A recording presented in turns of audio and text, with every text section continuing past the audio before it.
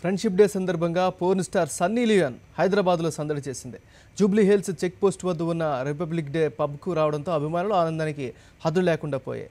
ఈలలు గోలలతో హోరెత్తించారు. Sexy బాంబును చూసేందుకు అభిమానులు ఎగిరిపడ్డారు. అయితే ఫ్యాన్స్ పెద్ద సంఖ్యలో రావడంతో కొద్దిసేపు గందరగోళం తలెత్తింది. దీంతో చేసేదేమీ లేక సన్నీ లియోన్ వెళ్ళిపోయింది.